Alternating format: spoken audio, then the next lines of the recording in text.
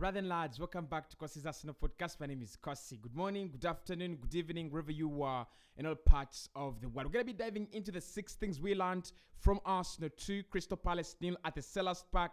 Opening game of the season. It was never going to be easy. Not the best performance you would want to see as an Arsenal fan after that exciting preseason. But I think there are very many performances. There are very many talking points that I actually picked out. And they will really help us, find what is next for us, especially in the upcoming fixtures. But for me, the 3 points are absolutely magnificent. In the comment section below, of course, we voted for William Saliba as man of the match in the first video. So in this video, talk to me about your 5 best performers in that game. I thought Saliba was outstanding. I thought Gabriel Jesus was outstanding, and a couple of other players.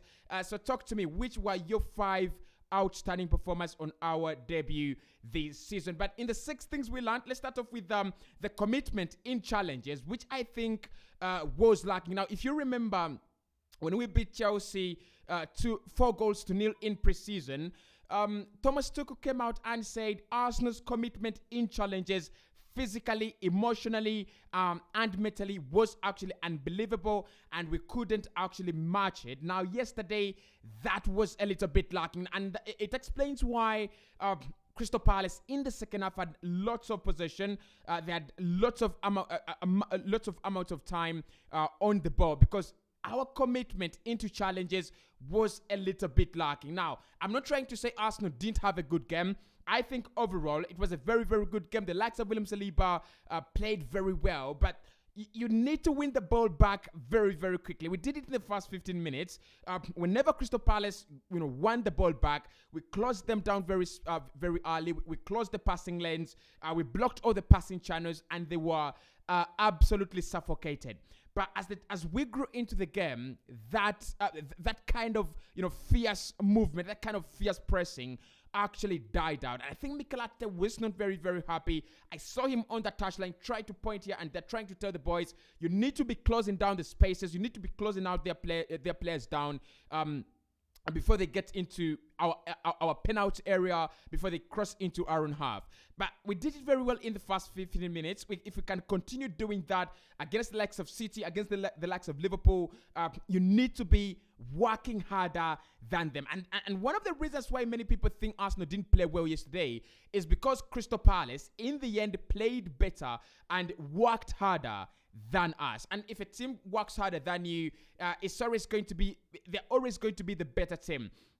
They had 10 shots on goal. We had 10. We had 2 shots on target. They had 2, and the difference was our goalkeeper. So if Vicente Guita had made those saves, probably I think that own goal, I don't think that was savable. I don't think even Ramsdale would save that. And then the first goal, I think that was pre-planned from training. So there was no way they were going to survive that. But apart from that brilliance, apart from the brilliance of Arsenal and scoring those 2, you feel Crystal Palace worked harder. They were the better side. And the problem was we were not committing into challenges. Physically, we were not matching up to them. I could see, the likes of Eberezer Eze driving, to our penalty area. The likes of Wilfried Zaha getting into the spaces unmarked. You don't want to see that. You want to see a very, very different team that is going to be fighting for the ball every minute. So I thought we didn't commit very well in challenges, but that is something we can actually work on. We did it very well against Liverpool last campaign in the second leg, and also against Manchester City this year in the second leg of last campaign as well. So if we can continue doing that, we must be pressing, and we must be pressing very, very, very, very, I think, precisely, and we must be very committed in, going into those challenges. The second point I saw was Aaron Ramsdale. That was a very, very key performance from Aaron Ramsdale. We need to talk about this goalkeeper. And look, I was very, very happy for him because Gary Southgate was watching. It was the first game of the Premier League season, and everyone had their eyes on the Premier League. And what a way to announce yourself, this is August. What a way to announce yourself, as a contender for the number 1 spot in goal for England in the World Cup. Because for me, it was an opportunity for him. and also an opportunity for Arsenal. Goalkeepers win games, we know that, and they can bring you more than 15, 20 points in a Premier League campaign. Alisson has done that for Liverpool. Ederson has done that for Manchester City, and now. Of course, the likes of Peter Cech as well. I mean, great teams winning great things. You must have a good goalkeeper. I think. Look, in 2006, if James Lehmann doesn't get out of that team, I think we win. I think we beat Barcelona and we win the UEFA Champions League, right? That is me being very, very nostalgic, but I think it happened. So Ramsdale is always going to get better. Yes, he did a couple of howlers, he did a couple of mistakes, but I don't think those mistakes do actually matter. They're not, yes, they're shot creating mistakes, but they're not goal. They didn't result in goals. So I thought Ramsdale was very, very key. Those two saves, one against Eberechi Eze, that one, how does he keep that one out? And then the second one against Oton Edward in the first half. Look, I think he reacts well, and we know he's a very, very good goalkeeper in terms of positioning and also reacting. He actually has very, very good reflexes. So Ramsdale, world-class performance, and I'm gonna say if he keeps that performance up, nothing is actually going to stop him from being England's number one in a very, very short time. Then the role of Gabriel Jesus is my point number 3. I think Gabriel Jesus, the more we see him, the more Mikel Arteta uses him as his number 9, the more we get to see what we were lacking from Alexander Lacazette and Pierre-Emerick Aubameyang, even when you combine them. I think the problem with Alexander Lacazette is he's not a goal threat. Right, he lacks threat. He's a very, very good player in terms of hold up play. He's a very good player in terms of supporting the team. That kind of ecosystem, that kind of pivot. He's a very, very good guy. But when it comes to posing that threat in the penalty area, that is where Gabriel Jesus becomes the danger man, and also creating those chances out of nowhere. Look, that was the best debut. He didn't score, really, did he? He didn't, but. For me, that is the best debut he would actually want. I mean, playing in a team where it feels I fit in well, this is my role, and I'm going to be very, very pivotal. I think he linked up very well with Martin Odegaard. He linked up very well with Gabriel Martinelli. Martinelli should have scored in the first 15 minutes, in my opinion. Gabriel Martinelli should have had a hat-trick, probably brace, but Gabriel Jesus, the role he's actually going to play in this Arsenal team this season is going to be absolutely phenomenal. He's going to be the glue that binds that attack together. He's going to be an influential figure when it comes to Arsenal playing, playing throughout the season. And I'm not even gonna lie, if Arsenal can't keep him fit, he will score more than 20 goals in this Premier League campaign. Now, number 4, we need to take our chances. This is something I spoke about last campaign, and it is something I'm speaking about again in this campaign early.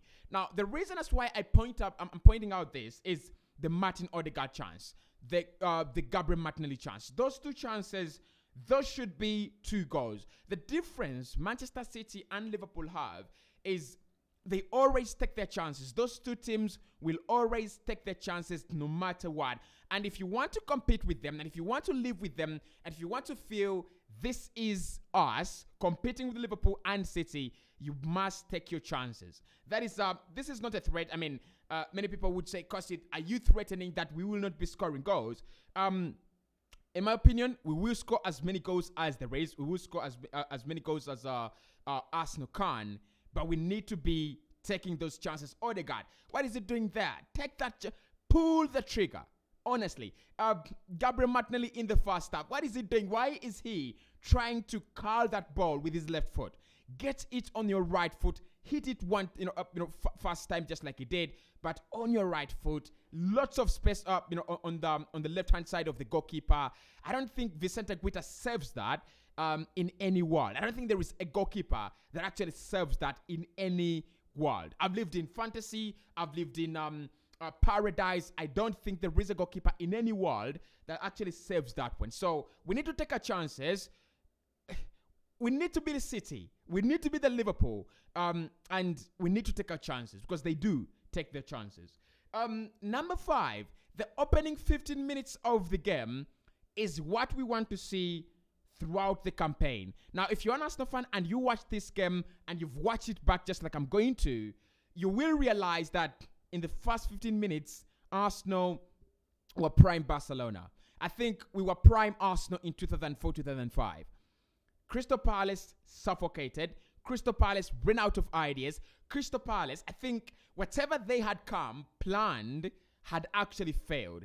And in my opinion, it was very, very close. We were very close to killing them. We were very close to killing that game in the opening 15 minutes. So if we can do that throughout the campaign, trying to throw ourselves into challenges and trying to, escape all challenges that the opponent is actually throwing in our way, we will be a very, very good team. So the opening 15 minutes, the way we played, the pressing, the attack, the midfield, the defense, the mentality, and I think the hunger as well. Because I think it was kind of an inspiration from what we had done in preseason, and the hunger to keep on winning and just keep on keeping that very, very good record was there. So for me, keep that performance in the 15 minutes and you win the league. For me, it wins you the league. And finally, William Saliba is just giving us the Thiago Silva,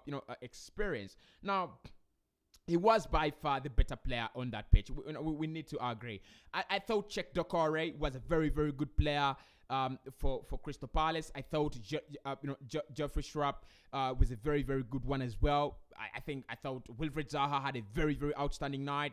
I thought Ebreze Eze had a good evening, making those runs all night. But William Saliba, among all the debutants, including Zinchenko, including Czech Dokore for Palace, including Gabriel Jesus, William Saliba was actually a Rolls Royce. And look, many Arsenal fans will get excited about this guy, just like I am. But the key point with William Saliba is he comes into this Arsenal side, and he forms that partnership with he forms that partnership with Gabriel Magalhaes. And it looks like they've played together before. They've never played together. And I think Mikel will be very, very happy with the decision not to let him go. He will be absolutely very, very happy. Otherwise, apart from Peter Drury leaving the Premier League, it has had a very, very good start. I'm going to be watching Liverpool, Fulham next. And I hope we'll be talking transfers very, very soon. And Mikel Arteta's press conference as well. See you in the next one.